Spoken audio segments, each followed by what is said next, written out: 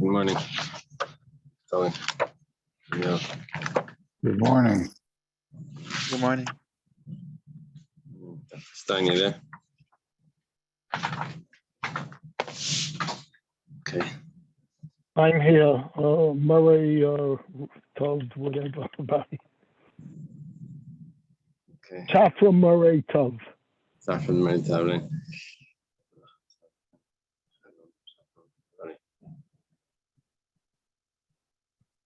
I think because it's before the time for tefillah, you're allowed to say good morning. For Alice. Okay, good morning. Bye. Okay. We're going to start today on the very top of Nun Aleph. Well, we could start on the bottom of Nun Amud Beis. Iboilu. That's where the new piece starts. It's 50B, the very last line. 50B, the very last line. I thank Hashem that we're able to learn every day. It's close about learning we should have the Beis Hamikdash immediately. Okay, so we learned in the Mishnah this complicated case. If you remember, there was someone that stole the property and sold it. The original owner of the property takes the property away from the purchaser, and the purchaser goes back to the thief to get his money back. And the problem is that there were fruits that were on the property that when the real owner took them away, that's considered a loss to the purchaser because he was growing those fruits. So he wants to get those fruits also from the person that sold it to him, which is the thief.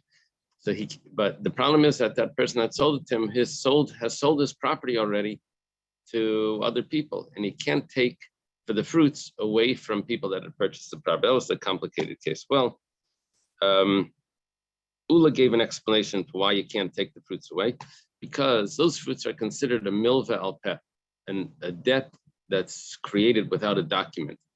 And debts that are without a document, you can't collect them from mortgaged property. You can't collect them from property that was sold to other people. Only a milva bishtar you can collect. Only if it was a promise. Only if it has a promissory note can you go to the purchaser and extract payment for the debt. And this is considered debts that are oral, without a note. Rabbi Hanina said, it's not because it's oral. He said it's because there's no set price for how much fruits there were, or that are going to be. It wasn't a set amount. Okay. Well, Ibaylahu. Now the Gemara has a question. Question goes like this. We learned this on Friday. We'll just go over the question. Ibaylahu, Rabbi Hanina. Ketsuvin uksuvin bay. Is Rabbi Hanina expecting that when can you collect from mortgaged property? That means to go to a purchaser of property and to extract payment from the purchaser because that property used to be owned by someone that owed you money. When are you allowed to do that? That's only if the debt had a set price and the debt also had a document. Or maybe what Rabbi Hanina is really saying is it only needs to have a set price. It doesn't need to be in a document. In other words, Rabbi Hanina comes along, he argues on Ula, and he says that it's not because it doesn't have a document, it's because it didn't have a set established price. We don't know how much fruits it's going to be at the time that it was sold. Well, is he saying that that's the whole point, or is he saying that point plus? Is he saying in addition to what Ula was saying? Or maybe that itself is enough.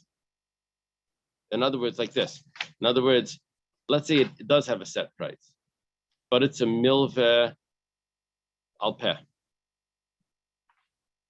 Would Rabbi Hanina say that, the set price is enough? You can already collect from sold property. Okay, that's the question. Well, isn't the contract without a set price like saying I owe you something? What good is that? Yeah. So over here we have this is an example where it would work. Is where the person owes fruits that were going to grow on that field, but he didn't know how many fruits they're going to be. So presumably Ula would take it differently if he said, I owe you the fruits that are, well, you can't Well, if the fruits say exist, that. can't Problem say is the that. fruits didn't really exist at the time the field was They don't exist. sold. And so Okay. to create a debt of fruits that are going to grow on something that's undefined, okay. So Tashima, come and listen. The Itmar, we have a statement from Amiraim. It says like this: Mishmeis, someone that passed away, he left 2 daughters and a son. Now the rule is that the son always inherits, and the daughters get a certain amount for their dowries. It's 1/10. We learned this in Ksubas. 1/10 of the person's estate is meant to go towards the wedding. That's what we made up. We made believe, like as if we had it worked out. How much the wedding costs nowadays? Well, it depends on 1/10 of what your house is worth. Something like that. I don't know if that if anyone can comment on that.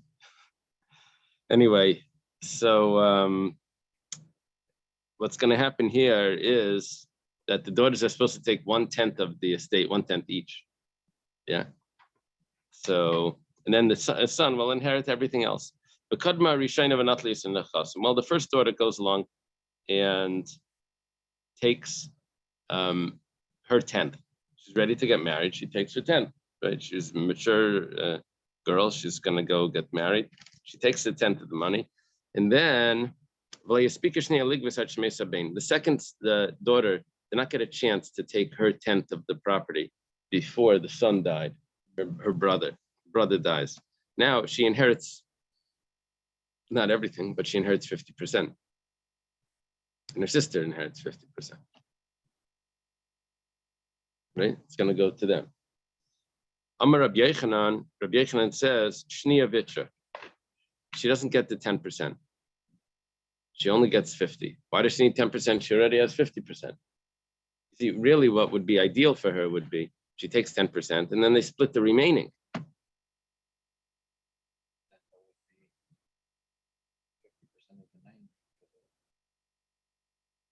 Then they would be 50% of 90, which would be 45. Now she's getting 50. Well, let's say like this. Let's say there's $100 there. All right. She should really be taking $10 and then splitting the 90 with her sister, each getting 45. But what's really happening is that she's only getting, which would give her a total of 55. I have to add that in. She would have then 55, 45 plus 10. But now what's happening is she's only getting 50 because she's just splitting it in half. So she's losing out according to Rabbi Yechanan on that. It's not V'amalei, it's supposed to be Amalei Rab Chanina, Gedolim Mizu Amra. What are you saying, Rabbi Yechanan? Rabbi Chanina was a little older than Rabbi Yechanan. He tells him, let's say the son had sold property or sold all the property.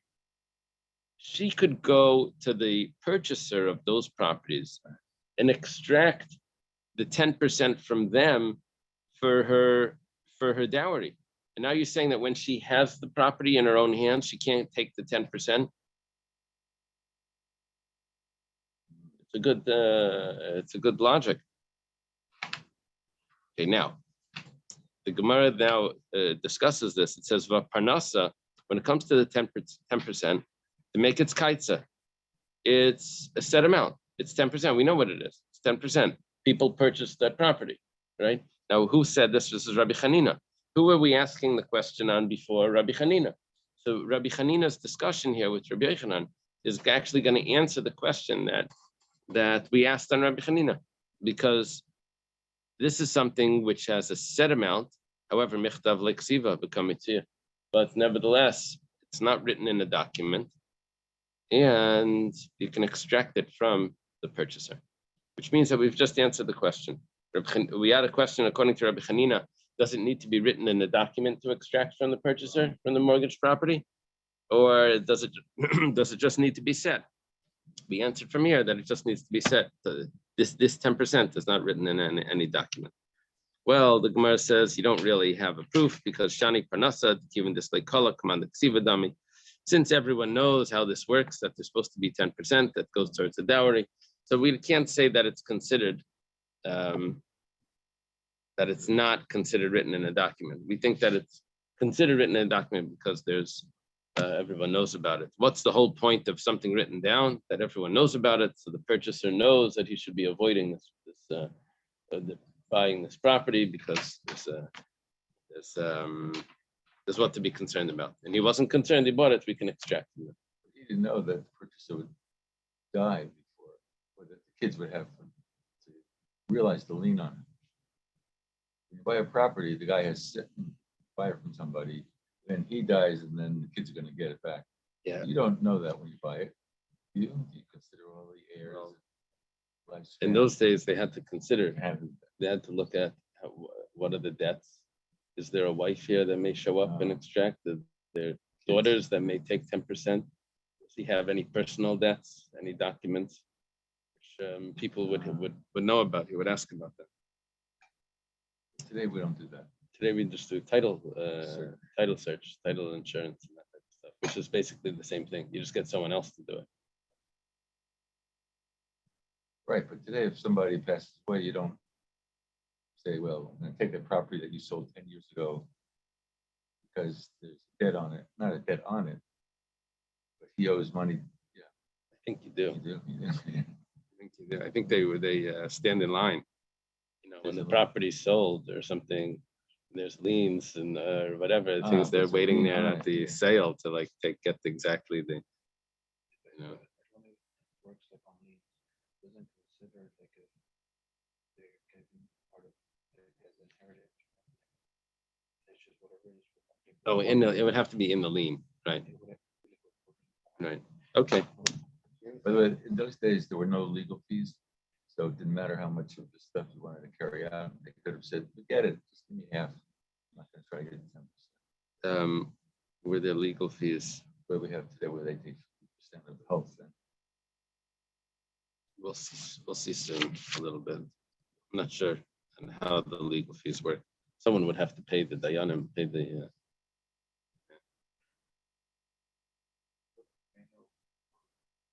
Kaskas.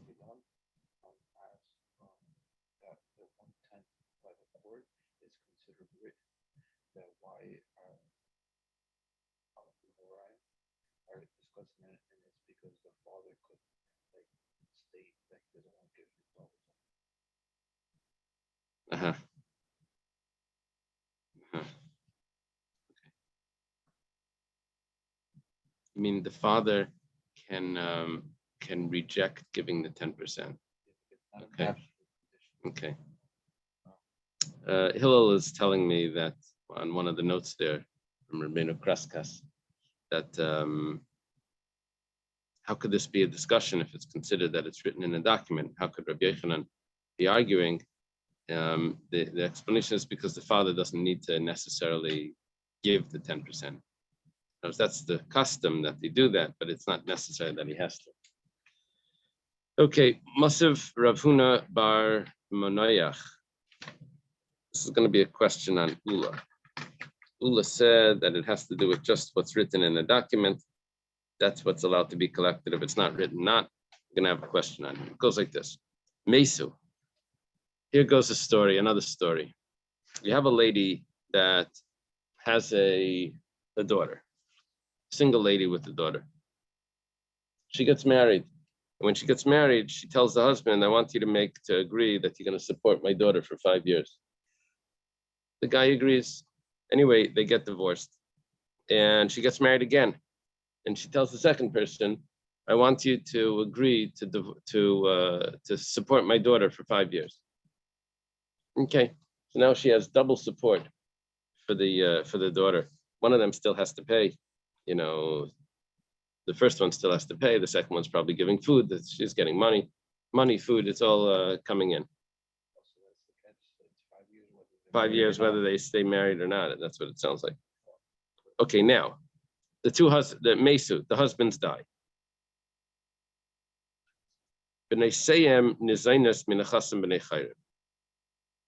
They happened to have daughters as well from this woman. Okay. but they also had a stepdaughter, the one that she had from before him. So their biological daughters are allowed to take food from the property that the husband's left remaining.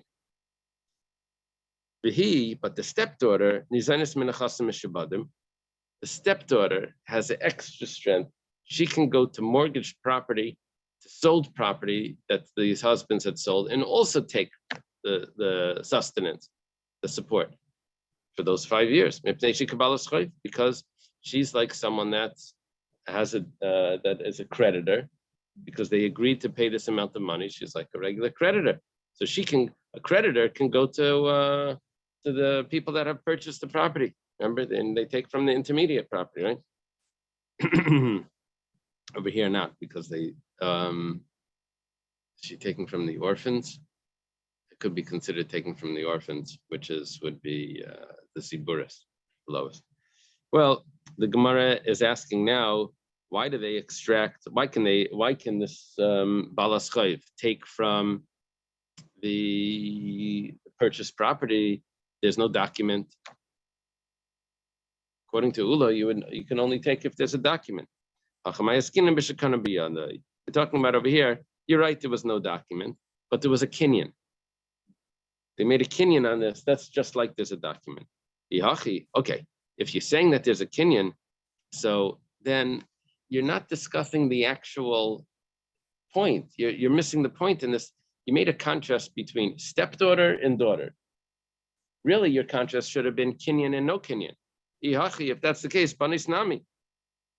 So why don't you say the same thing by the daughter? Maybe by the daughters they made a kinyan that he's going to support his own daughters.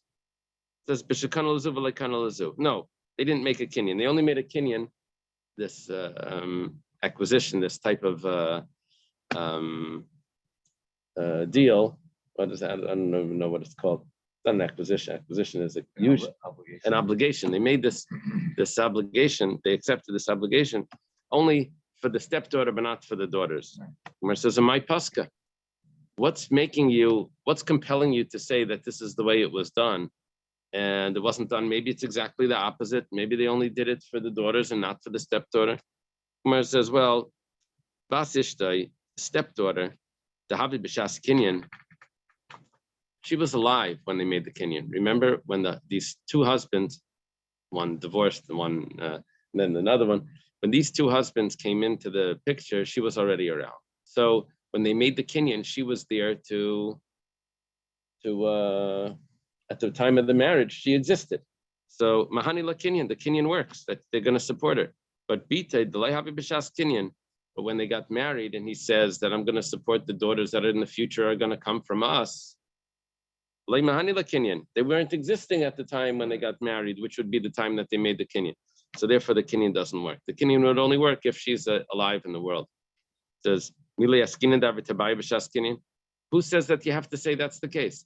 Maybe you can say that the daughters, when they got married, the biological daughters were there at the time when they got married.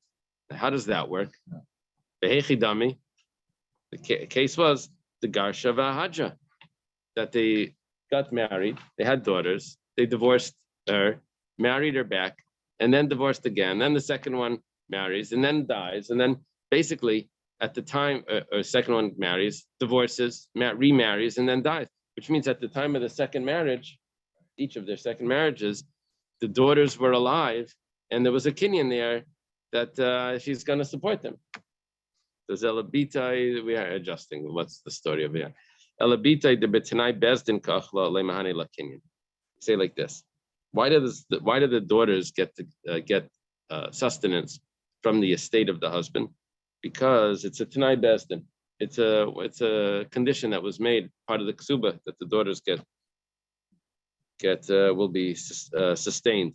But the stepdaughter, the lav betanai bezdin kachla, that's not something that's in the ksuba. That's something that he accepted on himself. Mahani la kinyan. I skipped the word over here. If it's a Tanai Bezdin, lay Mahani la kinyan, then you can't make another kinyan on something that the Bezdin already instituted. So it's not considered like a milva b'shtar, and that's why those girls, those daughters, biological daughters, cannot collect from the mortgaged property. But it's only the stepdaughter that can collect from the mortgaged property, because over there was a kinyan. The other ones, even if there was a kinyan, but because it was a condition in Besdin, the condition in Besdin is what takes over, and really the kinyan doesn't work on that. Hold on 1 second. Couldn't you put that in the ketubah if you wanted to? The stepdaughter? Yeah. Would it be in the ksuba? We were saying that it wasn't a document at all. We were just saying that there was a kinyan. Yeah. If there's a document, then there would be no question here.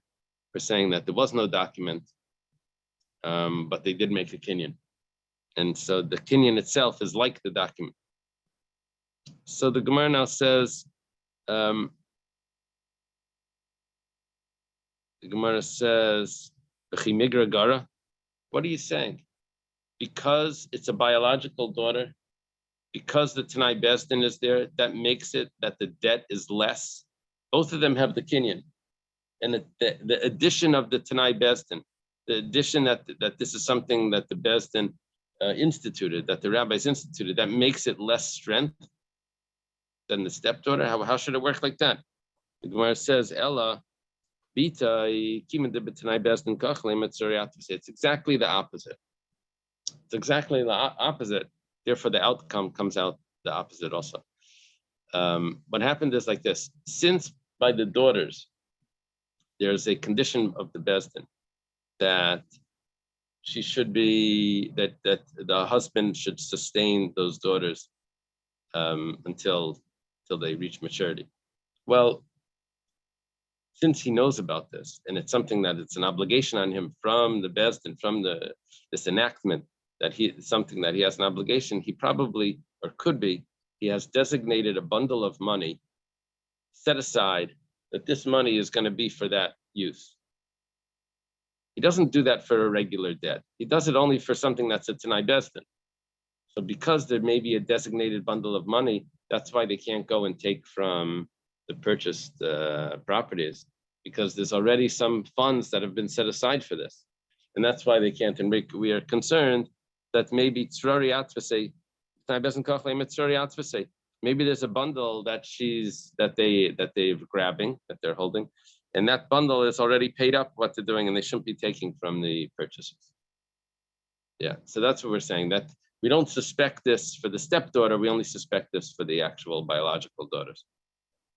Okay, we're left without any question on Ula, which was how we got into this.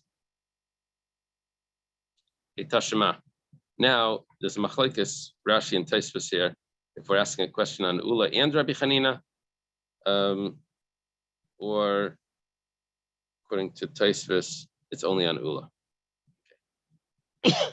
Have a question? Okay. Amar Reb Nassan. Reb Nassan says, Hey Masai, when do we say that the fruits could be taken from property that hasn't been sold? In other words, remember that whole complicated case where someone stole a property and sold it. The original owner comes and takes the property with the fruits on it. The purchaser goes to the seller, who's the thief, and tries to get the money back from the property because it was just extracted from him, and also the money for the fruits. So the property that he can take from even sold property, if the thief happened to have sold this property. But the fruits, we said he can only take from property that the person has now, can't take from the sold property. Well, the Gemara, Reb Nassan says, Amasai, when do we say that? That's bisman shekadam mikchei shel sheni l'shvachi shel rishon. That's if the sold property was sold before the fruits grew. Aval kadam shvachi shel rishon l'mekchei shel sheni. But if the fruits grew before the property was sold, so then his document, the obligation to the person with the fruits, which is the purchaser of the field, comes before the sale of his other properties. So you can collect from the people that purchased it. Alma, what do we see from here? It has nothing to do with, is it a milva al peh? Is it considered there's no document here, which is the way Ula said it. Is it the way Reb Chanina said it because it wasn't something that was set, a designated set price? You don't have a set amount. That's nothing to do with any of that. It has to do with who came first. That's the way Rashi lands. It's a question on both Ula and Reb Chanina. Right. Well, the Gemara says Tanai he Tanya. It's actually a machlaikas. You can't disprove Ula. You can't disprove Rabbi Chanina because we have opinions that support them. Machlaikas Tanai. It says the Tanya was started in a brisa. Ein mitzian lachilas peres l'shrach karkais l'maz nishav abanas min achasim mishabanim bnei tikkun aylam fishen ksuvim. The reason why you can't extract from the sold properties for these items, which is the fruits that the person wants his money back for the improvement to the property, to the for the sustenance for the wife and daughters, can't take it from sold property. Why? Because it's not written in a document. That's Ula's opinion. That's the Tanakama. Amar Rab Yaisi. Rab Yaisi says, "What are you talking about? The issue is because it's not set. It's not a set amount for all of them, which means that's Reb Chanina's opinion. So Ula and Rabbi Chanina are two Amirayim. We thought we had a question from them from a brisa from Reb Nassim. We come in, we say, don't worry about Ula and Rabbi Chanina. We have other support for both Ula and Rabbi Chanina. Taisvis asks on this, what about you didn't answer in this brisa? You didn't bring a support for Reb Nassim. Yeah, just off the bat without looking at any commentaries. You can answer Rashi, I think, by just saying that Rashi wasn't concerned about supporting Reb Nassim. Reb Nassim is strong on his own. We brought a brisa that supports the other two opinions that were Amirayim. Okay. We have a new Gemara now. It says, Hamaitzi Metzia La Yeshava. Where was the Tikkun Olam go? The Tikkun Olam.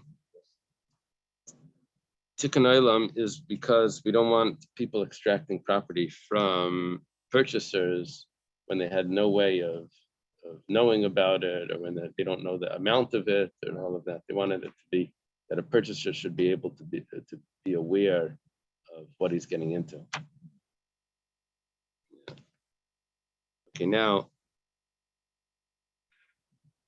someone finds a lost object. It's now a found object,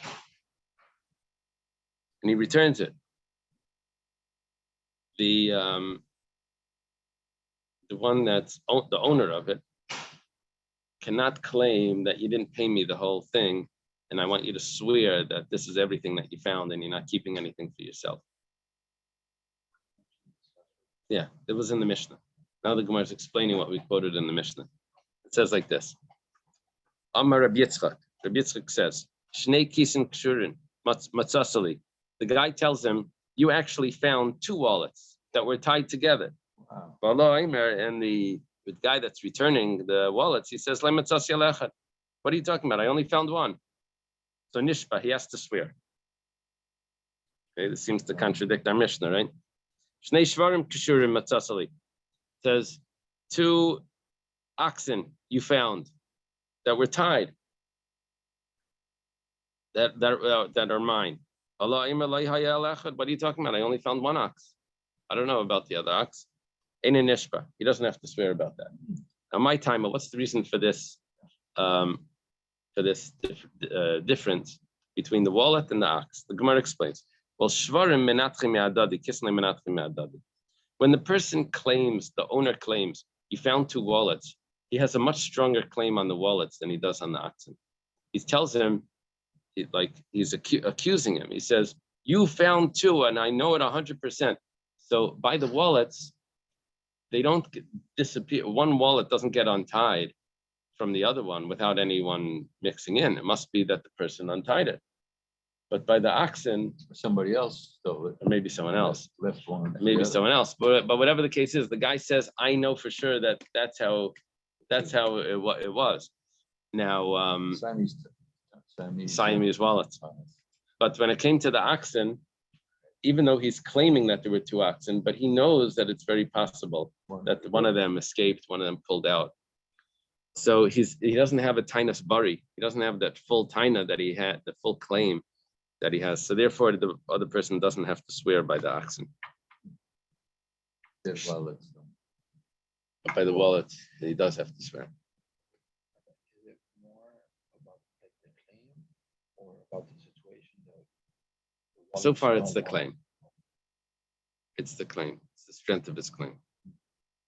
So is this an exception, excuse me, an exception to motive mixas?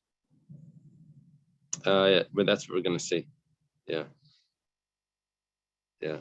This, in general, this is supposed to be an exception to Meidum and Mitzvah. Pnei Tikkun Olam. But over here, yeah, we're going to see soon. We'll see soon. Shnei Shvarim Kishurim Matzasi. He says that you found 2 oxen that were tied. Allah Aimer, the other person says, Matzasi. You're right, I found 2. I returned already one of them. I'm just bringing over the second one now. Ariza Nishba. He has to swear. Okay. That would be a regular Maida B'Miktas, right? The Gemara asks, Rabbi Yitzchak Leslie, Hamaitzi Mitzil Yisham B'nei Tikkun Olam? What just happened? We just learned the Mishnah. Rabbi Yitzchak is an Amira. Rabbi Yitzchak doesn't have our Mishnah. That's someone that finds a Mitzia, that we have an exception to the Maida B'Miktas. We don't want people, this is like a good Samaritan law, that if you're going to go and return items, we're not going to now bring you to court to start swearing about it. If you wanted, you would just, you don't have to return it. If you just whatever, you're being a good Samaritan and returning these. I don't know what Samaritan. I don't know where that comes from, but that's the word we use. Otherwise, people will steal wallet and they go away. Yeah, they'll just take it. Or they'll just keep it. If I return it, If I return it, it makes me swear. If I keep it, if he's stealing, he's going to do like return part of it, and then have to swear. And so Rabbi Yitzchak doesn't hold of this. Dr. Stein, you have to look up for us why it's called the Samaritan. Maybe you know already. Akuti. It's New Testament. What does it mean? Testament. Oh, it's In from the New Testament. Uh-huh. Fake. Uh-huh. Uh-huh. So in the end, there was a Samaritan that was a good Samaritan. Is that what happened? Yeah, the theory is that a Samaritan actually wrote that part of the New Testament. Oh. And that's why it's so anti-Jewish also. Uh-huh. Uh-huh. So I shouldn't be using that word. Uh-huh. Yeah, They weren't so good. The Good Samaritans weren't so good. They were actually very bad. Uh-huh. It's usually how it is. Uh-huh. Okay. It's like the world tells you. So we have a question now. Rabbi Yitzchak seems to say that the fellow that found the object needs to swear, and the Mishnah says that he doesn't. It says Hudamak Rabbi Elazar ben Yaakov. Following the opinion of Rabbi Elazar ben Yaakov, the rest of this page is going to get into a Maida B'Miktas, how Maida B'Miktas works, the source of Maida B'Miktas. Okay. Rabbi Elazar ben Yaakov, his opinions are not so often, but nevertheless, the halacha is always like him, right? That's what we learned. Mishnasi Kavanaki. The Tanya was taught in a brayso. Rabbi Elazar ben Yaakov Aimer. Rabbi Elazar ben Yaakov says, "Pamim sometimes a person can actually swear because of his own claim, which means when he admits. For example, when he's a Meshav Aveda, he's returning a lost object. It's sort of like his own thing, and nevertheless he's going to have to swear. Ketzad, how does that work? He says, I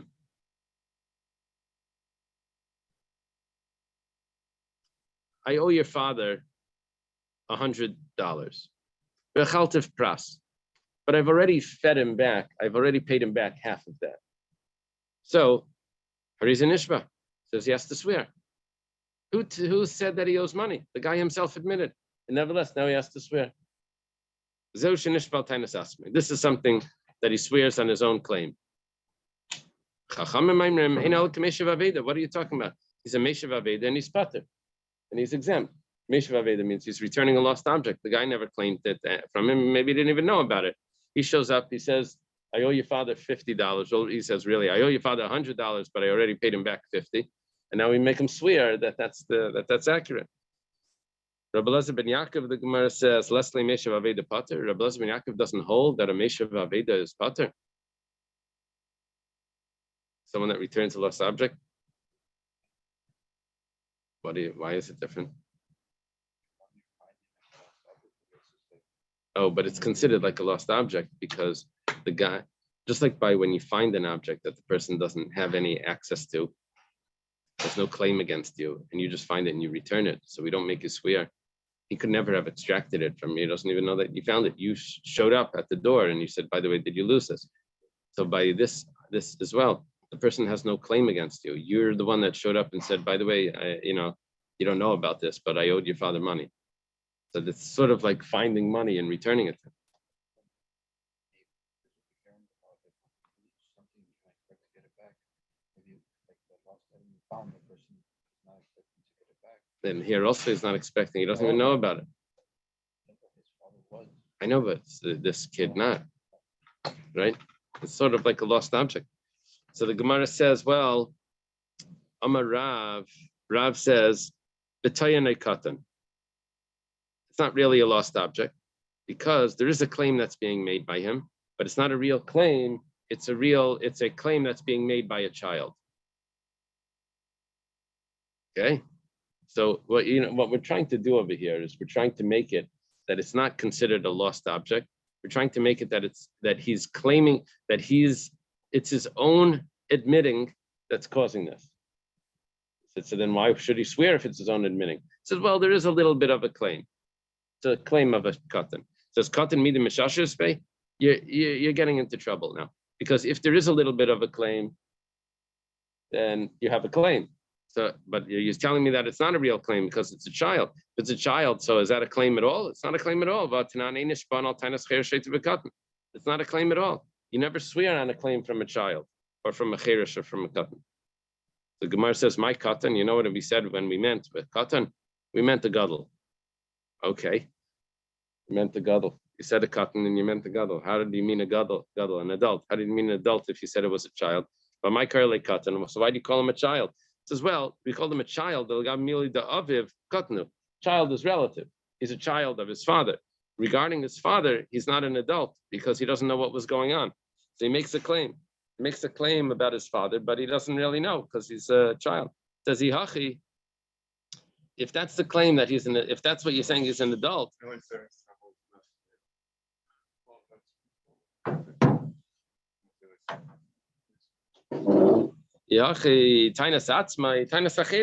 If you're telling me that it's an adult that's claiming from him, then it's not his own claim. He's not admitting. There's an adult that's claiming from him. So the Gemara says,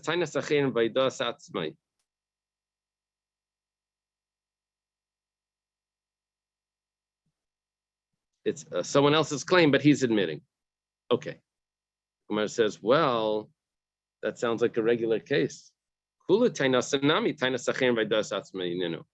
That's every might have been mixed is like that. Might have mixed is when he admits to have. Every time someone claims from him something, and he admits to partially. What's going on here is we're arguing about Rabbah, statement of Rabbah. Rabbah said, goes to the background of the law. Why does the Torah say that when someone admits, a partial admittance requires an oath? Why is the Torah so strict about partial admittance? When he denies everything, he doesn't have to swear from the Torah. He denies everything. When he admits to part of it, he has to swear. Why is we so strict about this? It says, we know that a person would never outright have the audacity to tell his creditor that I don't know you anything. He wouldn't be able to say, I don't know who you are. I don't know what you're talking about. He wouldn't be able to say. He doesn't have the chutzpah to do that. Really, this person would have denied everything. He would have denied everything. So why didn't he deny everything? He doesn't have the guts to do it. He won't have the chutzpah. So really, he should admit to everything. So why isn't he admitting? It says, he doesn't have the money. The reason why he's not admitting to everything is because he doesn't have the money right now. Savar, he thinks, so I'll admit to part of it, and when I get the money, I'll pay the rest.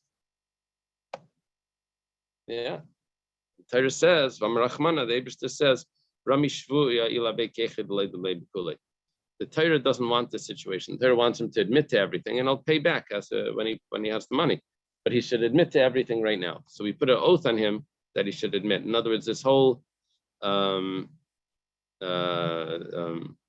discussion in his mind of how to get out of paying back everything that he has, the Torah wants it to work out in the honest way, where he should say that he owes, and then he'll pay when he has the money.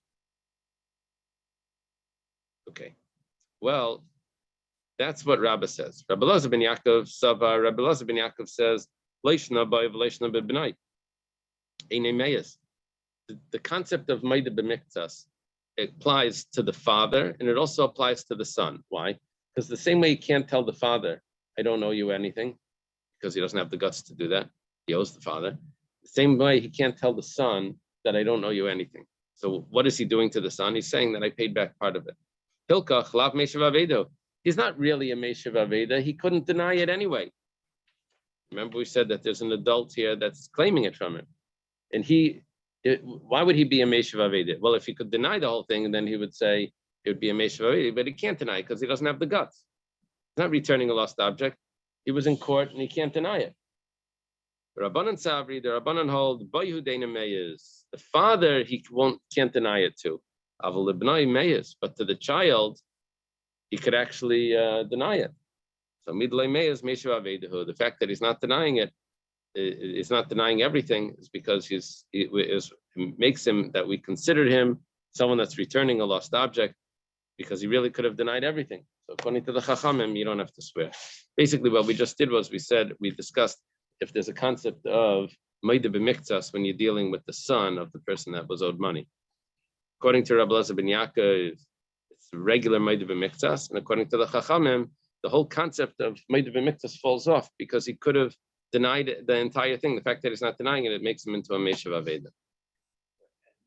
What, when we started, wasn't it that the debtor came to the child and told him, like, look, I owe you your father $100. Right. I stole Right, that's how we started. And then throughout the Gemara, we switched it, that he's not coming to him, but actually the heir is actually coming to him and making a claim. We started saying that it was a child, and then we said, well, how could it be a child? We said it must be an adult.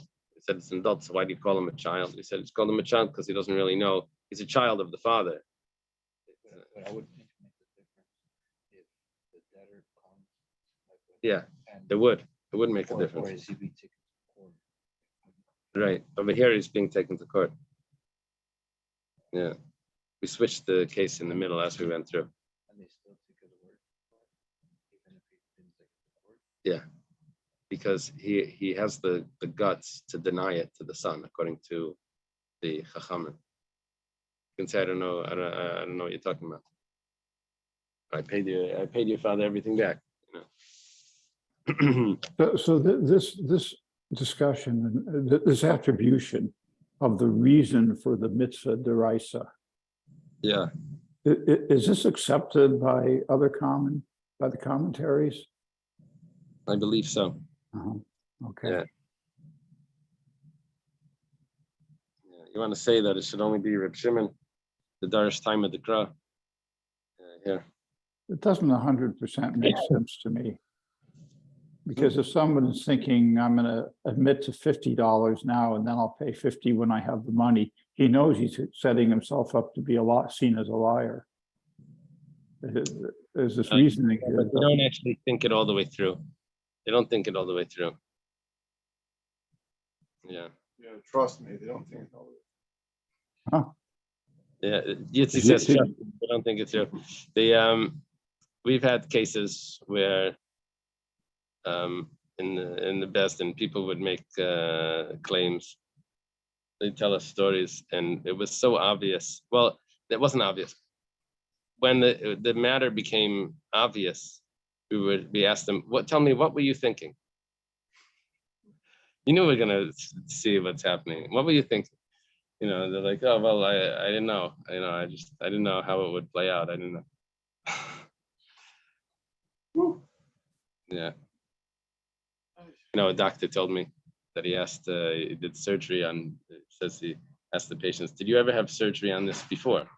They said, "No." And anyway, he opens them up and he sees scar tissue. He says, "What are you talking about? Yeah, you had this before." So he said, he says it's all the time. He said, "He can't believe it. How he's the doctor and they lied to him, like just." And they know that he's gonna see it. So, oh yeah, I forgot. Having a doctor can't eat. Okay. This is my Anyway. age. Oh. Okay. We have a new Mishnah here. Yisaimim shesamchu etzel balabayas. People do forget. They do forget. It's possible. It's possible. Well, it happens too often. If there's orphans that are relying on a certain balabayas, or there's a apotropos. Apotropos is a caretaker. What do they call him in there? Administrator. Steward. A steward. There's someone that's taking care of these orphans. Well, chayav la'aser perusayim. He is obligated to take meiser from the fruits. They should be able to eat the fruits. Apotropos sheminu avi yisaimim yishava.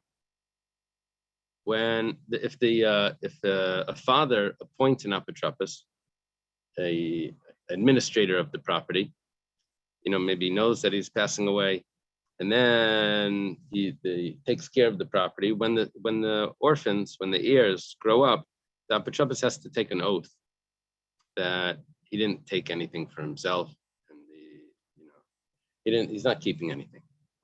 Minu Bezdin, if the Bezdin appointed the apotropos, then la yeshava, then he doesn't take the oath. Now the simple explanation here is that the father had some arrangement. The Bezdin is doing it, then the Bezdin, the guy's just doing a mitzvah. So that's the understanding. Then he shouldn't have to swear if he's doing a mitzvah. Now you're going to make him swear also that he didn't keep anything. Similar to the Gemara before, when the person's returning a lost object, you don't make him swear that he didn't keep anything. Abishal says that it's exactly the opposite. If the Bezdin appoints him, then he should swear. And if the father appoints him, then he doesn't have to swear. It's Abishal. We'll see at the end of the Gemara. Okay.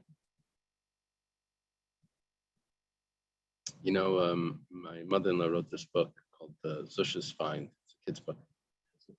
Zusha's Find. Zusha. It's about Reb Zusha. Oh, it finds the widows. They find the She's going to get married. She's going to get married, right? Finds the the story. He needed to marry off his daughter, so he goes to the Maggid. The Maggid gives him money that he should use for the dowry for the wedding. Anyway, on the way back, there's someone crying that they lost the money from the dowry. So it was exactly the amount of money that the Maggid had given him. So he says, "Okay, I found the money," and he's ready to give up his own money. He keeps $5 or something, or it's 5 rubles. Everyone's saying, "What a wicked person!" and what a wicked person. Anyway. Okay. Anyway, they chase him out of town. What happened was, I think someone went to the rabbi, or someone went to the Maggid and said, "One of your Hasidim was by us," but he instead of returning all the money, he kept 5 of the rubles. The Maggid says that wasn't the money that he found; that was the money that I gave him. Anyway, and so why didn't he give it? You don't want to get the honor. He wanted to avoid getting the honor, so he made up this thing that he was keeping 5. Anyway, so my mother-in-law wanted to get this book published by one of the secular. Was it Cricket or was it? Magazine that she applied to sell. Oh, so you know the story. You heard it from her or from my father-in-law? Everybody. Uh-huh. Anyway, they said we don't understand this story. We don't understand what's the. How could anybody do such a thing? Couldn't. So they refused it. They didn't take the story. Yeah. Wouldn't publish it. It didn't match with their. It's too unbelievable. Someone shouldn't want to get honored. It didn't match up. What's Anyway. the story? I think I'm published by Hachai, which I think is like Kahas, like a Frum publication, not Kahas, one of some other publication. They understood that this is our reality.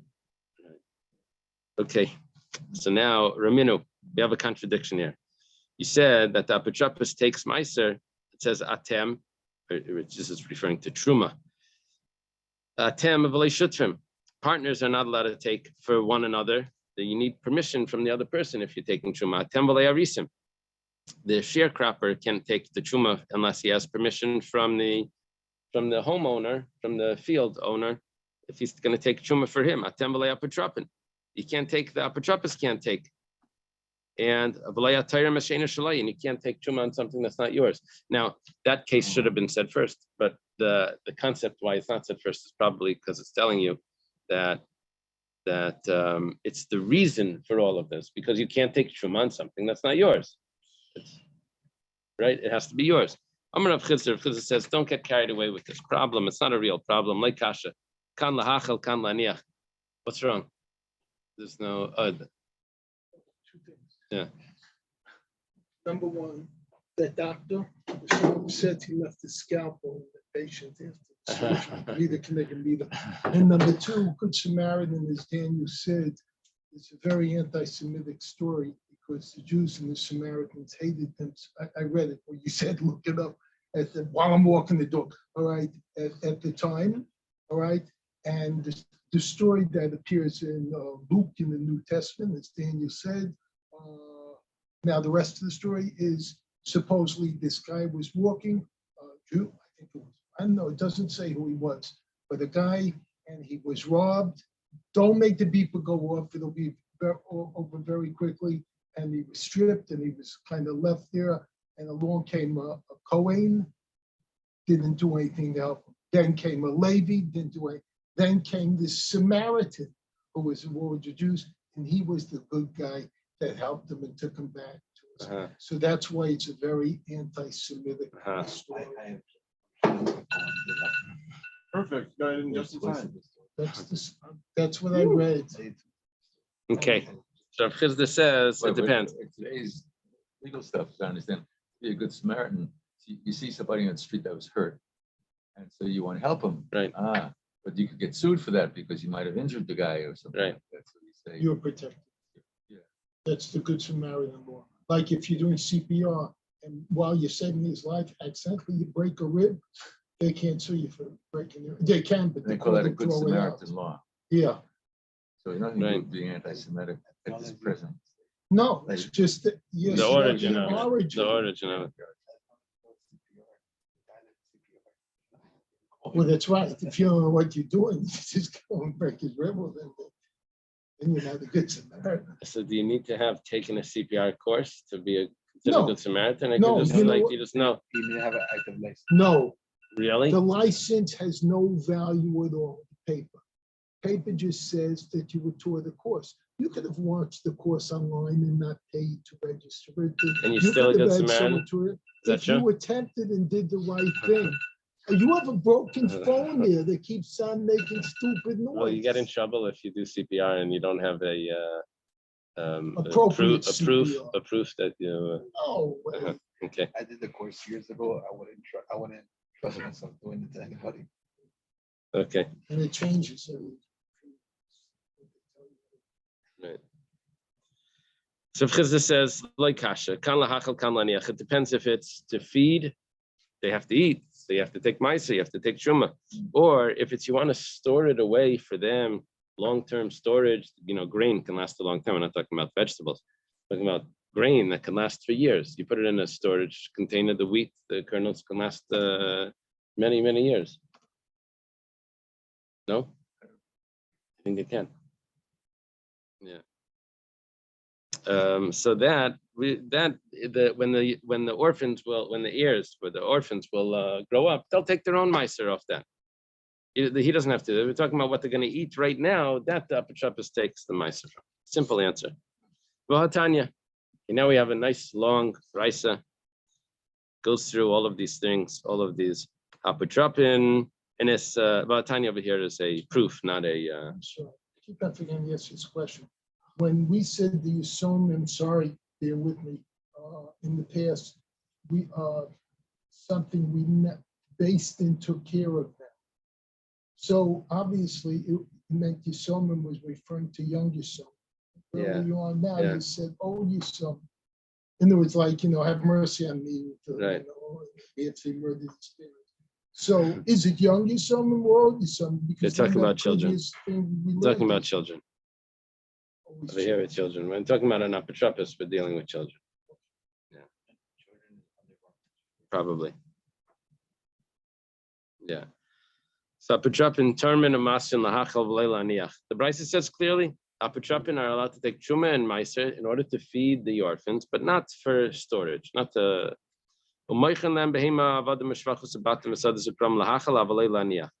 They're also allowed to even sell animals, slaves, maidservants, houses and fields and vineyards in order to feed them, but not to store things away. And it's not to buy things to store away. Not just to keep the money for storage or to buy things with that money. Well, you can sell fruits, wine, oil, and flour, lahachel, in order to be able to feed them, but not to be able to keep the money and store it away. They're allowed to do these mitzvahs for them, which is to buy a lulav and an arava. That's interesting that you buy an arava for them. And I guess it means Hoshana Rabbah, to be able to bang it.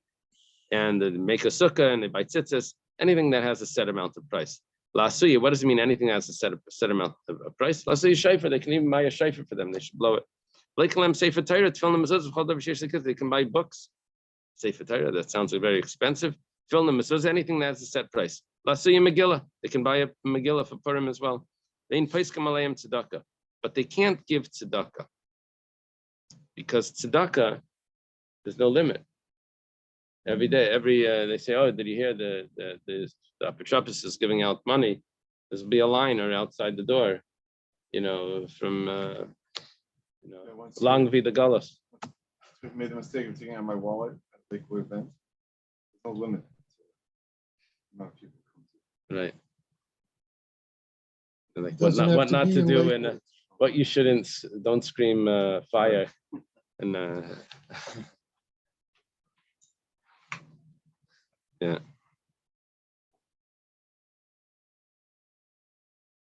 Yeah, I went with someone to Eretz Yisrael, and he didn't dress like me. He dressed like in khaki pants and all. Yeah, it was a target. They immediately attacked him. All types of. Remember Chaim Grada? Chaim Grada was a Yiddish writer, so he wrote this thing, "My Mother's Shabbos Days," and in there he describes the city of Vilna. The beggars would come around and the people, it was crazy. Like you couldn't walk down the street without, it's very very vivid Things haven't description. changed. Anyway, Go to LA. oh yeah, okay. You can't do pidyon shvuyim with the money of the orphans. And not anything that has no limit. Tenchumi Avelim is because they would have a custom that when they would go to an Avel's house, they would bring food. Still exists. You go to Avel, you bring food. And they would eat together in the Avel's house. That was what they would do. Now, a lot of times there's just food sitting there. It's not always eaten. Ein apotropin rashayin ladan l'chayiv v'lischus b'nechsi yisayimim. The apotropos can't go to court either for the detriment or for the benefit of the orphans. What's the problem if it's for the benefit? The benefit, if he wins the case, he can't do it in a way that he's going to lose now, but somehow that's going to come out some sort of benefit.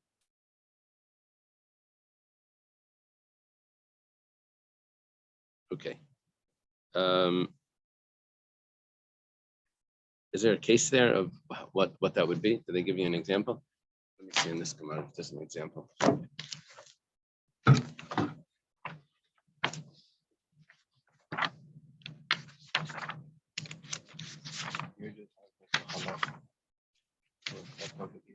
You looking up Mishtad?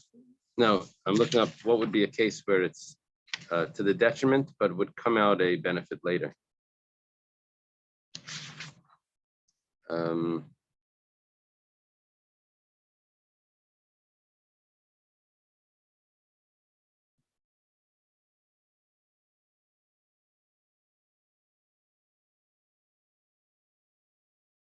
Did I skip a piece?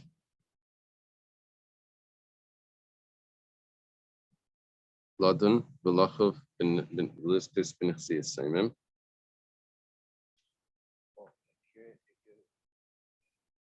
Oh, yeah. It's funny, this Gemara has it like different than says.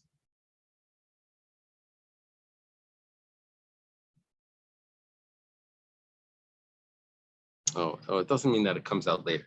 What it means is if they go to court with the intention of winning, but they lose, it's not considered a loss.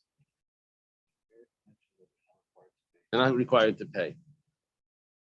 Okay, now it says, they can't sell a field that's far away and get a field that's close, to buy a field that's close. Or they can't sell a bad field to buy a nicer field. My timer, maybe the one that they're going to buy is somehow going to get lost. What does it say over there? How do they translate? Wind damage. Wind damage. He can't sell fields and buy slaves. But he's allowed to sell slaves and buy fields. It's a better investment. So yeah, selling the stocks. He shouldn't even do that either. My time, what's the reason he shouldn't even buy fields? My time, maybe the fields won't last. Why? Because maybe someone is going to contest the ownership of it. And even real estate is not necessarily a perfect arrangement. Okay. You cannot set slaves free. How do they sell the slaves? Well, it says they sell them to others. And then the others can set them free. So they're allowed to sell, when we said they're selling slaves for this to buy fields, but they're not allowed to set a slave free. So how would they end up setting a slave free if they wanted to? They would have to sell it first, and then the other, in other words, they don't have the ownership of it to be able to set it free. They only have set him free. Rabbi says, that I say, you don't have to sell him per se, exactly sell him in order to set him free.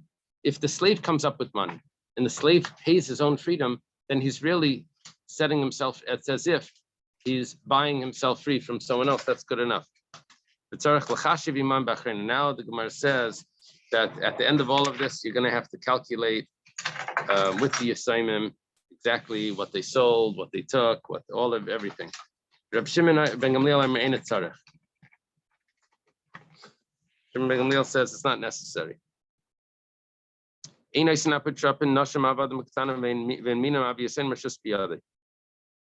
can't make apotropin women, slaves, or children. They're not allowed to be these administrators. However, if the Avi Simon did that, if the father of the orphans already arranged that, then Besdin doesn't stop it. It stays like that.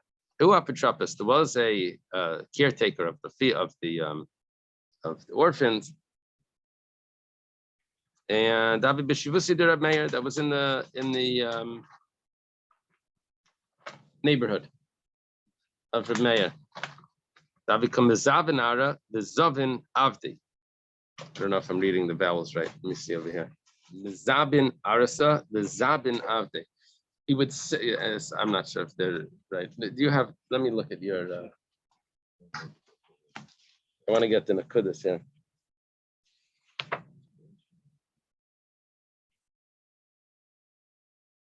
Mizabein Arasa, Vizavein Avdi. Yeah, the Koran has it correct. The other Gemaras don't have it correct. Yeah, the problem is that the word Zabein means to sell. If there's a dot in the base, and if there's no dot in the base, it means to buy. Oh. So otherwise, I mean, we don't have any vowels there.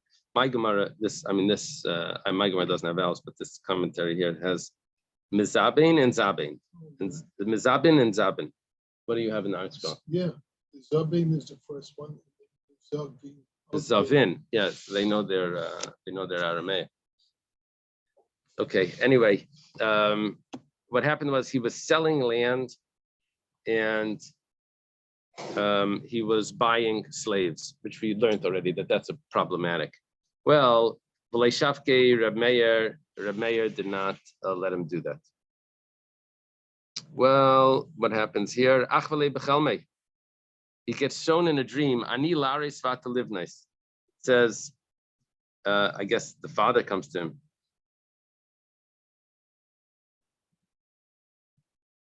That there was something wrong with the property that they had here, and it was good for the property to get lost. Maybe it came through being stolen.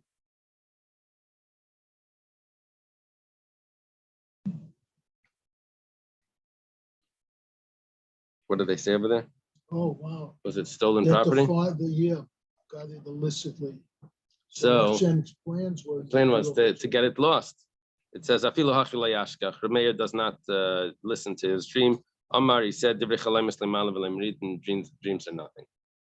Can't take it, follow your dreams. Hanu Beitrei, there were two people. The Igri Beisatan, that the Satan would incite them. The Kol Beishimshe have come in every year of Shabbos they would fight. Classic Jewish house. Every Friday afternoon they say, what's this? It's a hectic. Well, Ikla Reb Meir Lahasam. Reb Meir was there, went over there. In Achbinu Tlasa Beishimshi. What's Achbinu? He stopped them for 3 Friday nights. And Adavadu Shalma, until they made peace between them. Shamei the Kamar, he hears the Satan saying, Vai Dafke Reb Meir Lahu Gavrami Beisei. Whoa, Reb Meir chased that fellow out of the house, referring to the Satan. Yeah.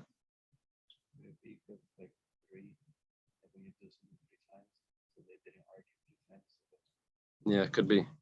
They should have just taken the challah cover and put it on the surface. Yeah. Yeah. It says that there's the Yetzer Hara of Erev Shabbos is to get angry. That's the Yetzer Hara of Erev Shabbos.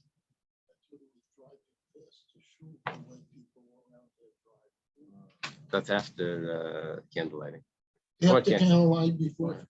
The Yetzer Hara after candlelighting, according to Those Dr. of us Stein. on 173rd Terrace, we know of a certain black truck that flies down that road. Excuse me, I drive down there on Shabbos, 1 million miles an hour. Who up at Shabbos? No, just 999,000. Who up at Shabbos? There was a certain upper Shabbos.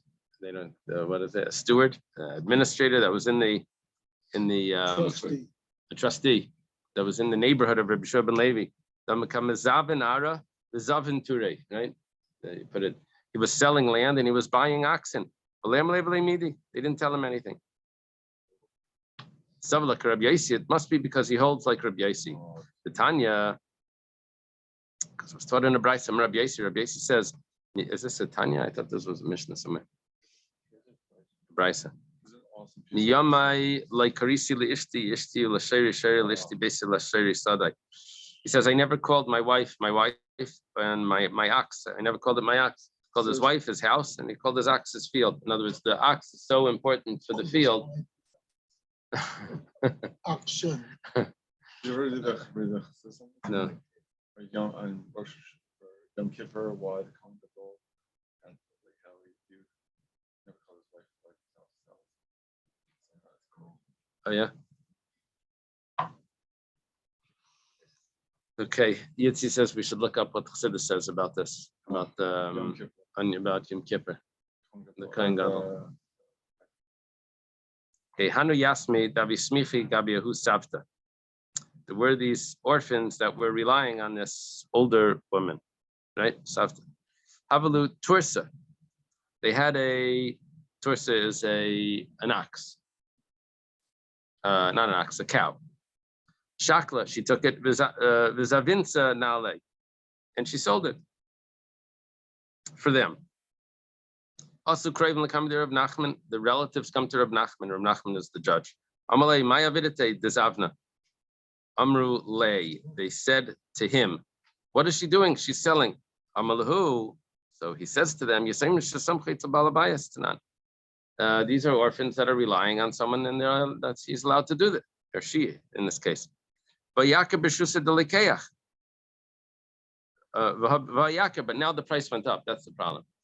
The price went up. He says, it went up in the by the purchaser. It's not her fault. Went up. It's the new owner that gains. Dummy said, but they didn't get the money yet. There's two parts to every acquisition. One is the item, and one is getting paid for it. Normally, in a regular case, is that when you take the item, then you owe the money, but the deal's done. But there's special cases where when you take the money, the deal's done. That's by hektish and different things. Amalu imkain hainadrav chaniloi baridi. If that's the case, that the orphans didn't get the money yet, then we have the case of Rab Chaniloi baridi Amar Shmuel. It said the name of Shmuel. Dam Rab Chaniloi baridi Amar Shmuel says the name of Shmuel nichse yisaimim hariyam kehektish leimikni ela bekaspa. The property of orphans is considered like the property of hektish, and it's only acquired with money. Which means that now, since the price has risen after the sale was done, but before they paid, they have to now pay the increase in the additional price. Chamrei de Ravna Ukva.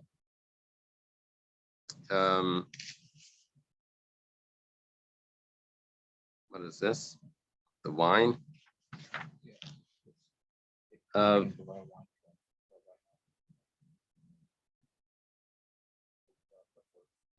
Ravna Ukva Yasma. Rav Ukva was an orphan.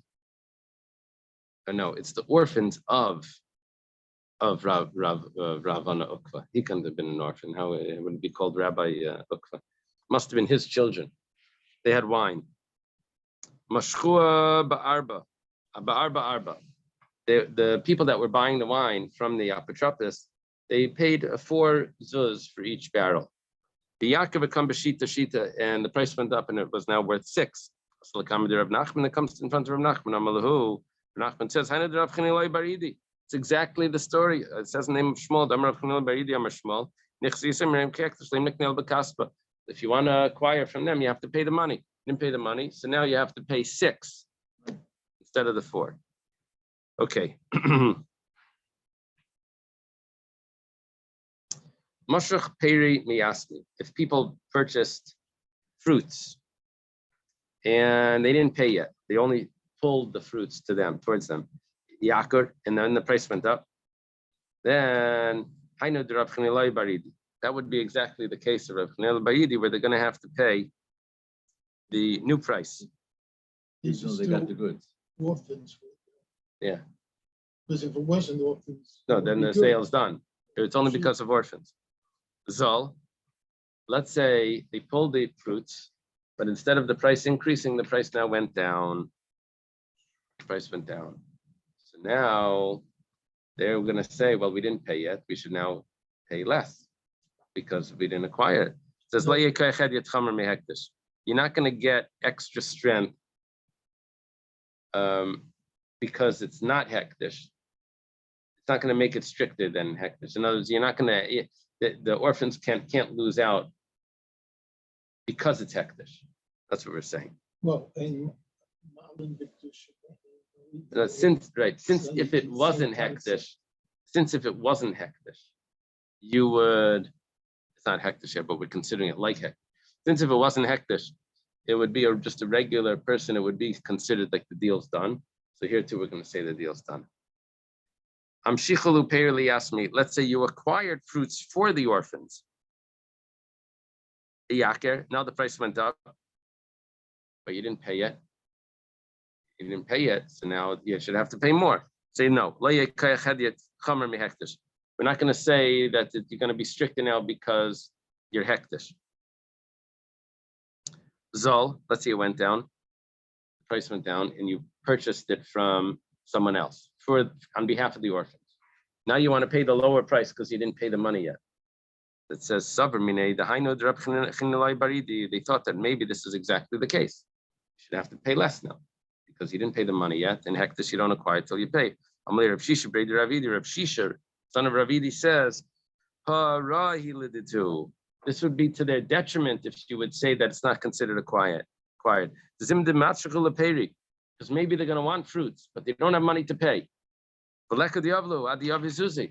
if people know that they're going to lose money by selling to orphans until they pay, so because if the price goes down, sometimes these stores, they tell you that if you find it cheaper somewhere, they will give it to you for less. So people maybe won't want to sell until you actually give the money. They want to avoid losing money on this. And then the orphans won't be able to buy it. Maybe they don't have cash. Okay, so we let them, we don't give them the lower price because we don't want this to become something that people would avoid selling them. Like a price book. Right. Let's say they paid for the fruits already. Paying for the fruits is hektish. It's going to be good. Zol, if the price now goes down, then fact is, they didn't acquire it yet, so they have to get returned some of the price, or they could back out of the whole sale. Let's say the price goes up, and they've already paid, but they haven't taken it yet. They thought that maybe, okay, this is a perfect case, that says that if they paid already, it's considered theirs, and they don't have to pay the extra now, even though they didn't take it. So Rav Shisha says, no, this would be to their detriment. That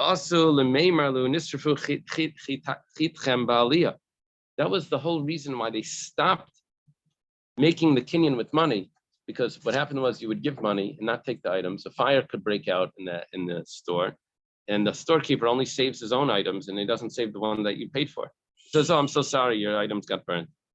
That's it. So we said that no, you're only acquired until you actually move it, but not if you pay for it, because we don't, or else you won't protect it. So if you're going to say that it's not considered theirs after they paid for it, until they move it, then people are going to say that they're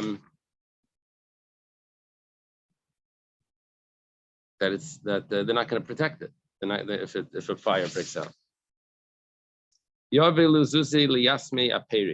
Let's say some people paid for fruits from the orphans, and the price went up.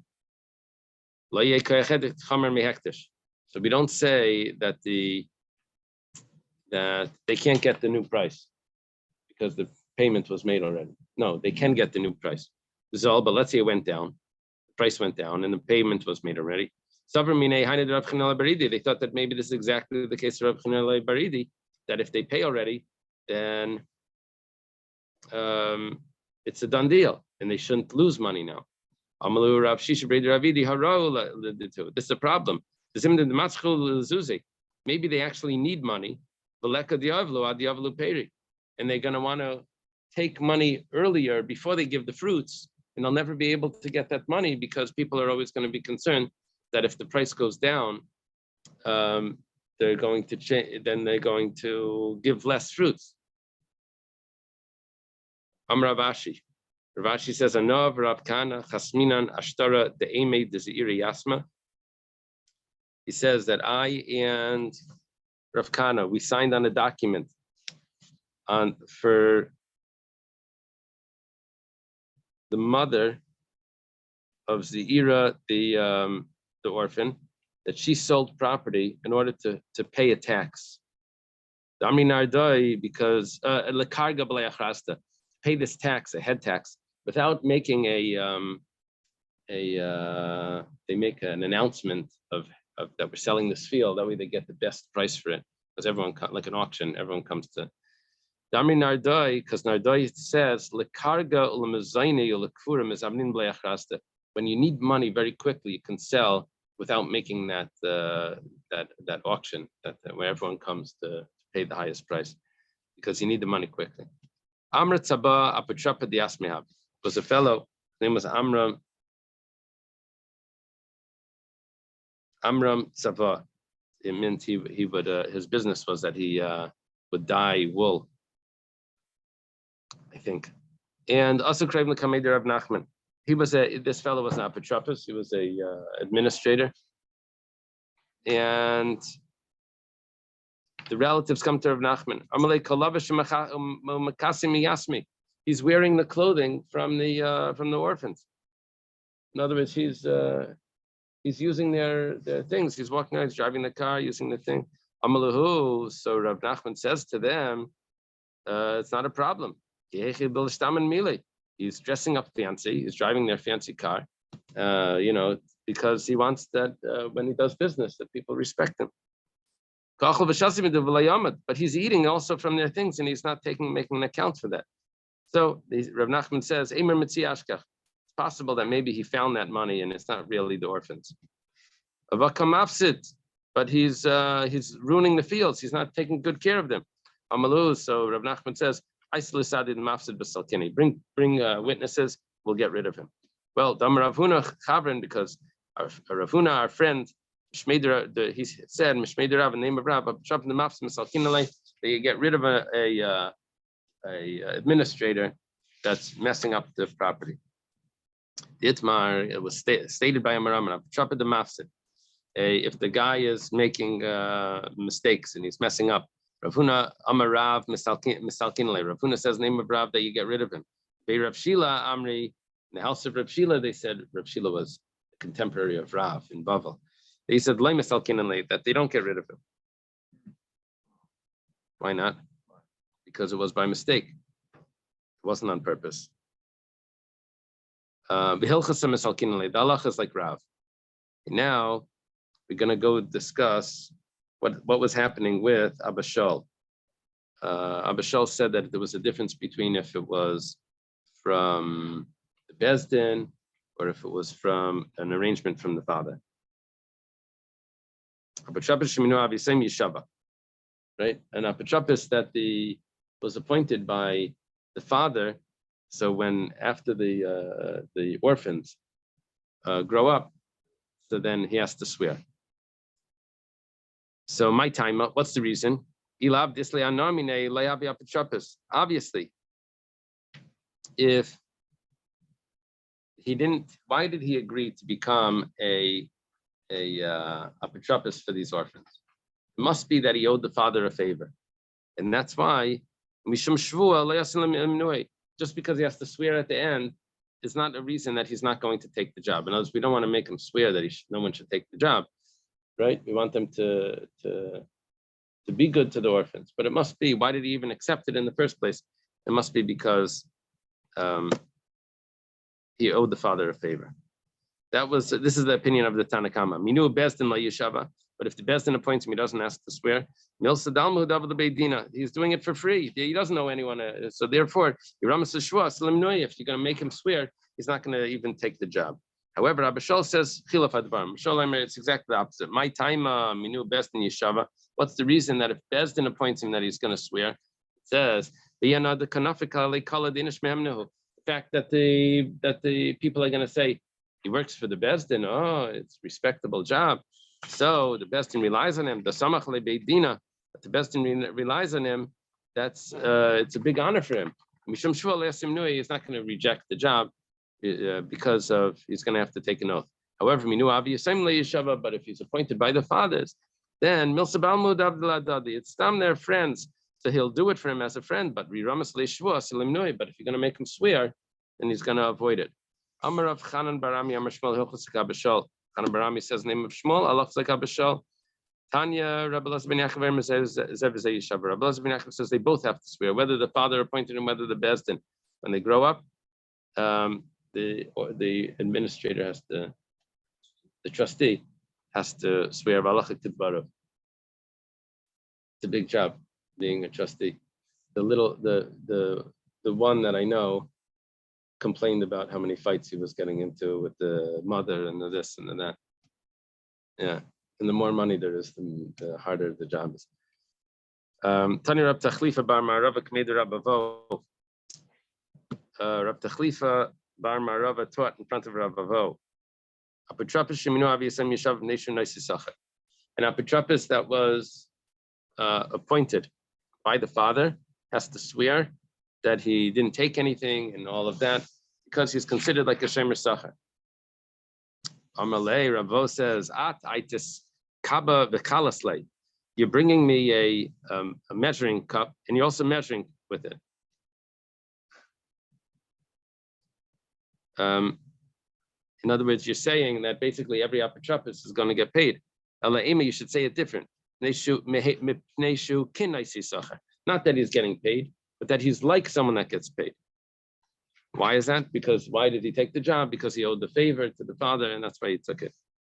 Okay, let's leave it over here. Where did we end up? Mishnah. Mishnah number 52. On the Tamei? Yeah. Okay. Have a good day. A good week. Shabbat tov.